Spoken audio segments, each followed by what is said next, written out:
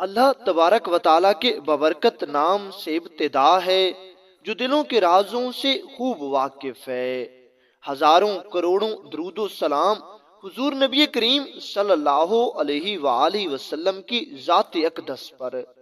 بہت پرانی کہانی اس طرح بیان کی جاتی ہے کہ ملک یمن کے کسی علاقے میں ایک شرابی شخص رہتا تھا۔ اب یہ شخص امیر و کبیر اور رئیس تاجر تھا۔ پہلے تو اس کی زندگی بہت ہی خوبصورت اور اچھے انداز سے گزری تھی، اور اس کے پاس دولت کی فراوانی ہونے کی وجہ سے لوگ اس کی خوب عزت بھی کرتے تھے۔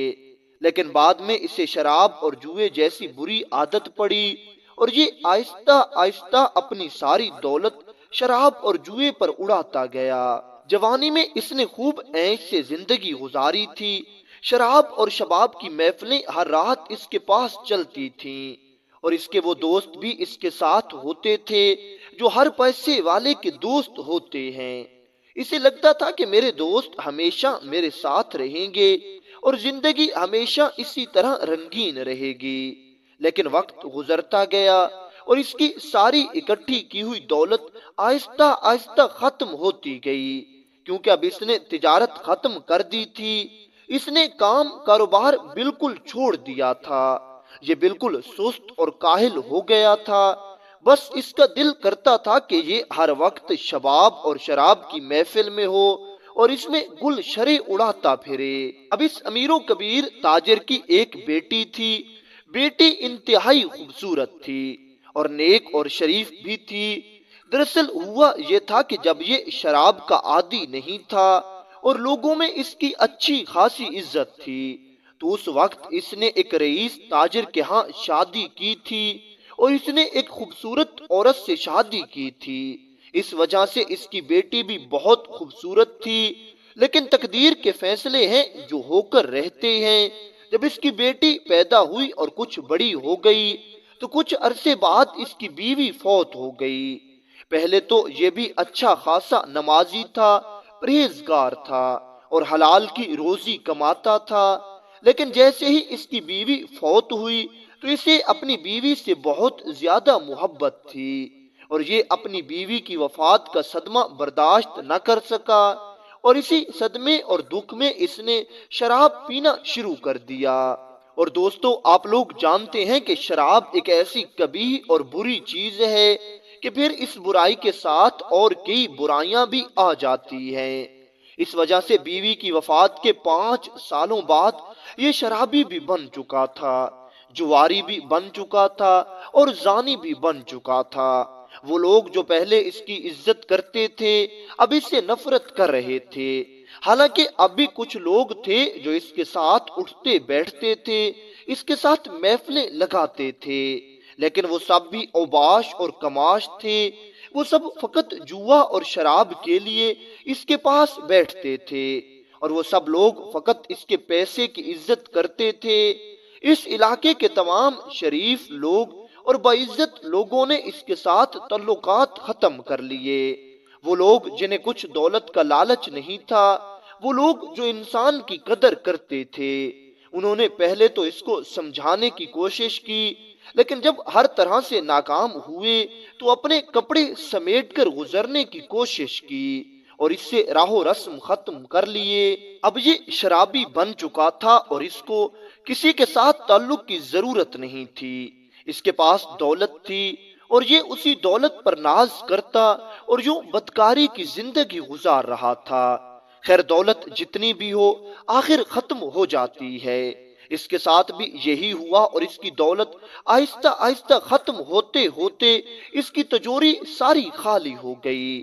جیسے ہی اس کی ساری دولت ختم ہوئی تو تقدیر کی ستم ظریفی دیکھیے کہ وہ سب لوگ جو اس کے پاس بیٹھتے تھے، وہ سب لوگ جو اس کے ساتھ پوری پوری رات محفلیں لگاتے تھے، اس کے ساتھ شراب پیتے تھے، جوا کھیلتے تھے، بدکاری اور زنا کے کاموں میں اس کا ساتھ دیتے تھے، انہوں نے آہستہ آہستہ اس کے ساتھ بیٹھنے سے گریز کرنا شروع کر دیا۔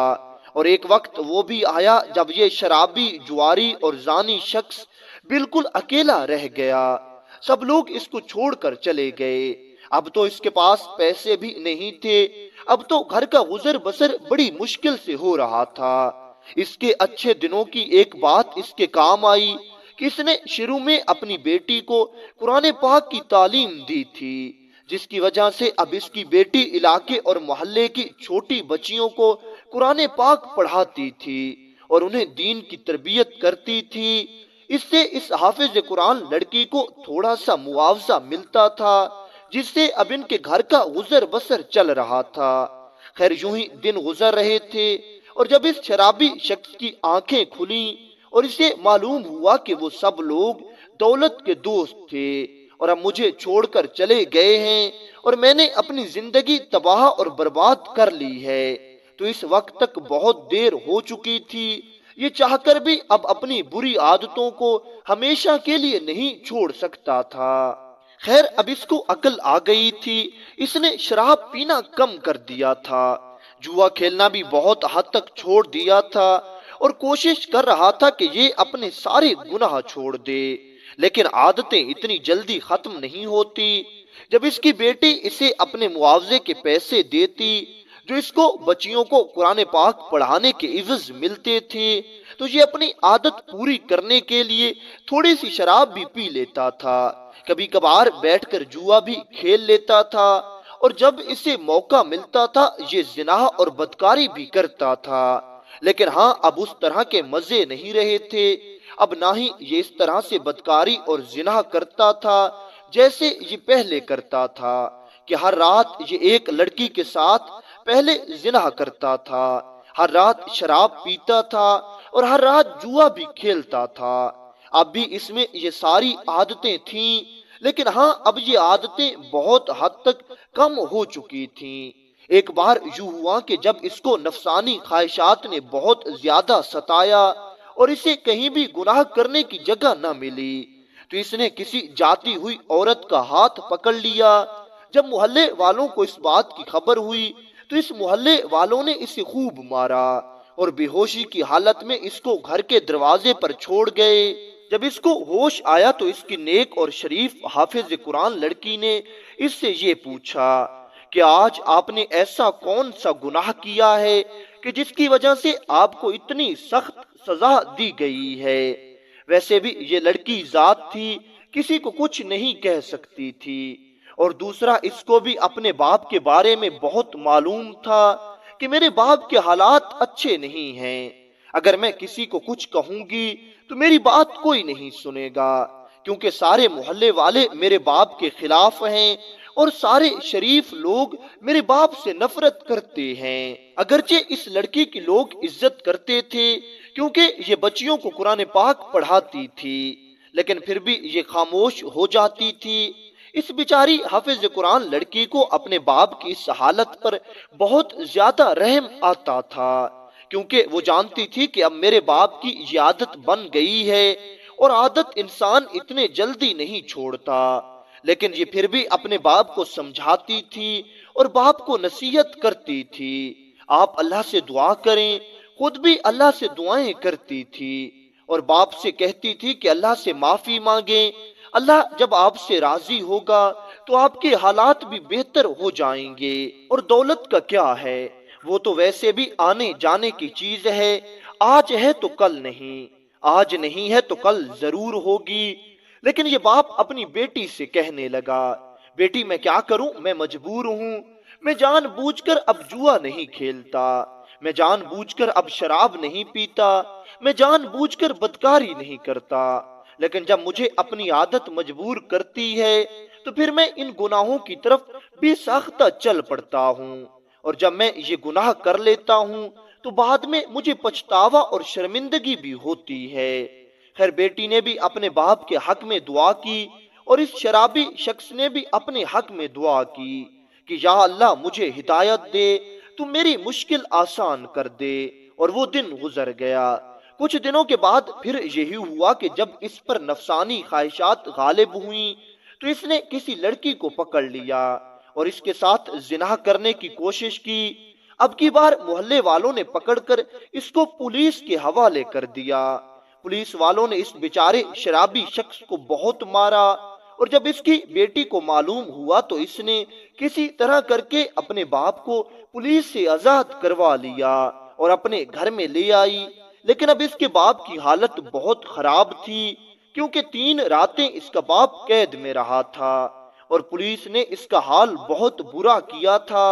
اس چھوٹی حافظ قرآن شہزادی نے اپنے باپ کو پھر سمجھانا شروع کر دیا، لیکن اس کا باپ رو کر اس کے سامنے کہنے لگا، میں کیا کروں، میں مجبور ہوں، اگر میں یہ کام نہ کروں تو مجھے لگتا ہے کہ میں مر جاؤں گا، میری عادت اتنی پختہ ہو چکی ہے کہ میں کچھ بتا نہیں سکتا میری حالت کیا ہوتی ہے۔ وہ دن بھی گزر گیا اور رات ہو گئی۔ ساری رات یہ نیک حافظ قرآن لڑکی اپنے باپ کے بارے میں سوچتی رہی۔ اسی طرح وہ اپنے باپ کو محلے والوں کے آگے یوں اکیلا نہیں چھوڑ سکتی تھی کہ جب محلے والے چاہیں اس کے باپ کو مار کر چلے جائیں اور اس کے باپ کو زخم آ جائیں۔ صبح کے وقت اس نے ایک عجیب فیصلہ کیا اور اس نے اپنے باپ کو کہہ دیا، اب کی بار اگر آپ پر نفسانی خواہشات غالب آ جائیں، اب کی بار اگر آپ کو اپنی عادتیں مجبور کریں تو آپ کسی کو بھی کچھ نہ کہنا اور گھر آ جانا، آپ نے جو کچھ کرنا ہو میرے ساتھ کر لینا۔ باپ نے جب یہ سنا تو باپ بہت شرمندہ ہوا، لیکن دوسری طرف بیٹی نے بھی پختہ عزم اور ارادہ دکھایا اور یہ کہنے لگی، میں کوئی مذاق نہیں کر رہی بلکہ یہ حقیقت ہے۔ خیر باپ منہ پھیر کر دوسری طرف چلا گیا اور بیٹی وضو کر کے اللہ کے حضور سجدے میں چلی گئی اور اللہ سے رو رو کر دعائیں کرنے لگی کہ میں نے فقط اپنے باپ کی خاطر اتنی بری اور اتنی بڑی بات کہہ دی ہے۔ اے میرا مالک، اے میرا خالق، تو میری لاج رکھنا، اے میرا مالک تو میری حفاظت کرنا، اے میرا مالک مجھ سے اپنے باپ کے آنسو نہیں دیکھے جاتے، جب میرا باپ روتا ہوا گھر آتا ہے اور جب محلے والے میری آنکھوں کے سامنے میرے باپ کو مارتے ہیں تو مجھ سے یہ بات برداشت نہیں ہوتی، اس لیے میں نے تنگ آ کر اپنے باپ کو اتنی بڑی بات اور اتنی بری بات کہہ دی ہے، لیکن تو نیت جانتا ہے، مجھے امید ہے، مجھے یقین ہے کہ تو میری مدد ضرور کرے گا۔ خیر کافی دیر تک یہ حافظ قرآن لڑکی اللہ کے حضور روتی رہی اور دعائیں کرتی رہی۔ پھر وہ دن بھی گزر گیا اور اسی طرح دن گزرتے گئے۔ کہتے ہیں کہ کچھ دنوں کے بعد پھر اس شرابی شخص پر اس کی خواہشات غالب آ گئیں۔ اس وقت اس نے شراب بھی پی ہوئی تھی، اس لیے یہ اپنے ہوش و حواس میں نہیں تھا۔ یہ اب کسی ایسی لڑکی یا عورت کی تلاش میں تھا کہ اپنی نفسانی خواہشات پوری کر لے، لیکن اسے کوئی بھی ایسی لڑکی یا عورت نہیں ملی اور یہ یوں ہی کسی کو تنگ نہیں کر سکتا تھا، کیونکہ اسے ابھی تک اپنے زخموں میں درد تھا جو اس کو پچھلی بار پولیس نے مار کر زخمی کیا تھا۔ خیر یہ شرابی اپنی عادت سے مجبور تھا اور شراب کے نشے میں دھت تھا کہ اسی وقت اس کو اپنی بیٹی کی وہ بات یاد آ گئی کہ میری بیٹی نے مجھ سے یہ کہا تھا۔ بس یہ خوش ہو گیا اور اپنے گھر کی طرف بڑھ گیا۔ اب اس کی شرم و حیا مر چکی تھی، کیونکہ ابھی یہ شراب کے نشے میں مدہوش تھا، اور جب ایک انسان شراب کے نشے میں ہوتا ہے تو اسے کچھ بھی سمجھائی نہیں دیتا کہ وہ کیا کر رہا ہے۔ بس اس شرابی کے ساتھ بھی ایسا ہی ہو رہا تھا، یہ لڑکھڑاتا ہوا اپنے گھر کی طرف بڑھ رہا تھا۔ تھوڑی دیر بعد یہ اپنے گھر میں پہنچ گیا۔ گھر پہنچ کر اس شرابی شخص نے شراب کے نشے میں اپنی بیٹی کو آواز دی اور پکار کر کہنے لگا، میری بیٹی ادھر آؤ۔ وہ بیچاری حافظ قرآن لڑکی اس وقت قرآن پاک کی تلاوت کر رہی تھی۔ اسے معلوم بھی نہیں تھا کہ میرا باپ کس نیت سے اور کس ارادے سے آج گھر میں داخل ہوا ہے۔ اس وقت اس حافظ قرآن اور نیک لڑکی کے پاس کچھ بچیاں قرآن پاک بھی پڑھ رہی تھیں۔ اس حافظ قرآن نیک لڑکی نے جیسے ہی اپنے باپ کی آواز سنی تو فوراً گھر سے باہر نکل آئی اور صحن میں آ کر دیکھا تو اس کا باپ لڑکھڑاتا ہوا اس کی طرف بڑھ رہا تھا اور ساتھ میں یہ کہہ رہا تھا کہ میری بیٹی آج میں اپنی عادت سے مجبور ہو گیا ہوں اور میری نفسانی خواہش مجھ پر غالب آ گئی ہے۔ آج میں اپنی خواہش تم سے پوری کروں گا، تم میری بات مانو اور جلدی سے میرے پاس آ جاؤ۔ اس حافظ قرآن نیک لڑکی نے جیسے ہی اپنے باپ کی یہ بات سنی تو اس کے پیروں کے نیچے سے زمین نکل گئی۔ اس کے تو وہم و گمان میں بھی یہ بات نہیں تھی کہ کیا سچ میں ایسا ہو سکتا ہے۔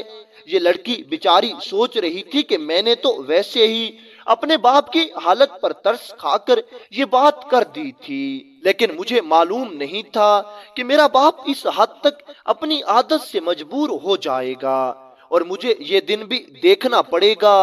خیر یہ لڑکی ابھی یہی سوچ رہی تھی کہ اس کا باپ اس کے قریب آ گیا اور اس نے اپنی بیٹی کو زبردستی زور سے پکڑ لیا۔ اب اس شرابی شخص پر ایک تو شراب کا نشہ سوار تھا، دوسرا اس پر نفسانی خواہشات غالب آ گئی تھیں، اور تیسرا شیطان اس کے دماغ پر مکمل طور پر قبضہ کر چکا تھا۔ اس لیے یہ اپنے ہوش و حواس میں نہیں تھا اور یہ اپنی بیٹی کے خلاف بری نیت ذہن میں رکھ کر اپنی بیٹی کا ہاتھ پکڑے ہوئے تھا۔ جیسے ہی اس شرابی اور کبابی باپ نے اپنی بیٹی کا ہاتھ پکڑا، یہ حافظ قرآن اور نیک بیٹی اپنے ہوش بحال نہ رکھ سکی اور یہ ایک چیخ مار کر بے ہوش ہو گئی اور زمین پر گر گئی۔ جیسے ہی اس کی چیخ کی آواز ان چھوٹی بچیوں نے سنی جو اندر قرآن پاک پڑھ رہی تھیں، وہ فوراً باہر آئیں۔ انہوں نے یہ سمجھا کہ شاید اس شخص نے ہماری استانی کو مارا ہے، اس لیے دور سے کھڑے ہو کر کسی چھوٹی لڑکی نے اس شرابی شخص کو ایک پتھر کا ٹکڑا مارا جو کہ سیدھا اس کے سر پر جا لگا۔ یہ تو پہلے بھی نیم ہوش میں تھا، اس کو پہلے بھی اپنے ہوش کہاں تھے۔ وہ پتھر کی تھوڑی سی چوٹ لگنے سے یہ زمین پر گر گیا اور زمین پر گرتے ہی بے ہوش ہو گیا۔ اب یہ دونوں باپ بیٹی وہیں بے ہوش پڑے تھے۔ دوسری طرف ان چھوٹی بچیوں نے جب دونوں کو بے ہوش دیکھا، یہ فوراً اپنے گھروں کو دوڑ گئیں۔ انہوں نے گھر جا کر اپنی ساری کہانی اپنے گھر والوں کو سنا دی۔ اگرچہ لوگ اس شرابی اور زانی شخص سے نفرت کرتے تھے، لیکن لوگوں کے دلوں میں آج بھی اس کی بیٹی کے لیے بہت عزت تھی۔ آخر کار وہ ایک حافظ قرآن لڑکی تھی اور ساتھ میں وہ ان کی بچیوں کو قرآن پاک بھی پڑھاتی تھی، اس لیے لوگوں نے جب اس کی بے ہوشی کی خبر سنی تو فوراً اس کے گھر میں جمع ہو گئے۔ اب یہ سارے محلے والے اکٹھے ہو کر اس گھر میں داخل ہی ہوئے تھے کہ انہوں نے جو سامنے نظارہ دیکھا وہ ایک عجیب نظارہ تھا۔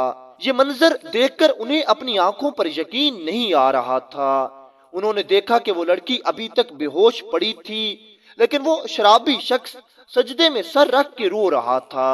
خیر لوگوں نے فوراً سے اس حافظ قرآن لڑکی کی طرف دیکھا جو ابھی تک بے ہوش پڑی تھی۔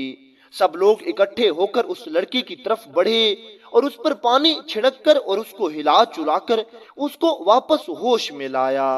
جب اس کے ہوش بحال ہوئے تو اس نے سب سے پہلے اپنے باپ کے بارے میں پوچھا، لیکن وہ حافظ قرآن لڑکی یہ دیکھ کر حیران رہ گئی کہ اس کا باپ ابھی تک سجدے کی حالت میں تھا اور رو رو کر اللہ تعالیٰ سے دعا کر رہا تھا۔ کافی دیر کے بعد جب اس نے سجدے سے سر اٹھایا تو اس سے اس کی بیٹی اور محلے والوں نے پوچھا کہ آخر ایسا کیا ہوا ہے کہ تو ایک بار بے ہوش ہوا ہے اور تو نے سجدے میں سر رکھ کے رونا شروع کر دیا ہے؟ پہلے بھی تو کئی بار شراب پی کر تو بے ہوش ہو جاتا تھا، آج ایسی کیا خاص بات ہوئی ہے؟ پھر اس شرابی شخص نے سارا واقعہ ان لوگوں کو اپنی بیٹی کے بارے میں بتا دیا اور یہ کہنے لگا کہ میں اپنی عادت سے مجبور ہو کر اپنی بیٹی کے ساتھ زنا کے ارادے سے آگے بڑھا اور میں نے اپنی بیٹی کا ہاتھ پکڑ لیا، اور پھر جب میں بے ہوش ہوا تو میں نے اس وقت خواب میں دیکھا کہ میں مر گیا ہوں، اور جب میرے مرنے کا اعلان ہوا تو کوئی بھی شخص میری میت پر نہیں آیا کیونکہ سب لوگ مجھ سے نفرت کرتے تھے۔ کوئی بھی شخص مجھے دفنانے اور کفن دینے کے لیے میرے گھر میں نہیں آیا۔ آخر کار میری بیٹی نے ہمت کر کے مجھے غسل دیا، مجھے کفن پہنایا اور مجھے دفنانے کے لیے اکیلی میری بیٹی نے میری میت کو اپنے کندھوں پر اٹھایا اور قبرستان لے گئی۔ قبرستان میں جا کر میری بیٹی نے میری میت کو قبرستان میں رکھ دیا اور ایک مناسب جگہ پر میری قبر بنانے لگی۔ میں کافی دیر تک قبرستان میں پڑا رہا کیونکہ میری بیٹی کمزور ذات ہے اور اسے قبر بنانے میں کافی دیر لگ گئی۔ پھر جب اس نے قبر تیار کر لی تو مجھے قبر میں دفنا کے واپس آ گئی۔ جیسے ہی میری بیٹی مجھے قبر میں دفنا کے واپس آئی تو مجھ پر قبر میں عذاب آنا شروع ہو گیا۔ اتنا کہہ کر یہ شرابی شخص جو اب توبہ کر چکا تھا رونے لگا اور اللہ سے توبہ کرنے لگا، اور پھر یہ کہنے لگا میرے دوستو مت پوچھو کہ اس کے بعد میں نے قبر کے عذاب کے بارے میں کیا دیکھا، بس اللہ کی پناہ میں قبر کے عذاب سے سخت پریشان تھا اور میری حالت بہت خراب تھی کہ اسی وقت خواب میں یہ ندا بھی مجھے سنائی دی کہ اب یہ شرابی شخص ہمیشہ کے لیے اسی عذاب میں مبتلا رہے گا۔ میں نے جیسے ہی یہ ندا سنی تو میں اور زیادہ پریشان ہو گیا۔ میں عذاب قبر میں مبتلا تھا کہ نہ جانے کب مجھے ہوش آیا۔ جیسے ہی مجھے ہوش آیا تو مجھے معلوم ہو گیا کہ میرا انجام یہی ہونے والا ہے۔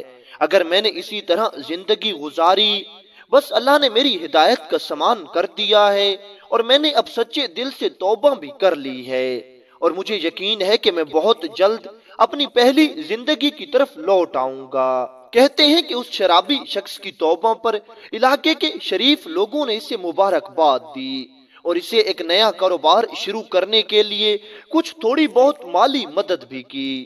اس نے ان تھوڑی سی مالی مدد کے ساتھ ایک نیا کاروبار شروع کیا اور خوب دل لگا کر دن رات ایک کی، اور بہت جلد یہ دوبارہ سے اس علاقے کا بہت بڑا تاجر بن گیا۔ لیکن اب کی بار اس نے دولت گناہ کے کاموں میں خرچ نہیں کی، بلکہ اس نے ہمیشہ دوسرے غریب لوگوں کی مدد کی، اور اس نے اپنی زندگی میں کئی کنواری لڑکیوں کی شادی کرائی، بیوہ عورتوں کی مدد کی، اور یتیم لوگوں کو اس نے آسرا اور سہارا دیا، اور اس طرح اس کی زندگی بہت ہی نیک کاموں میں گزری۔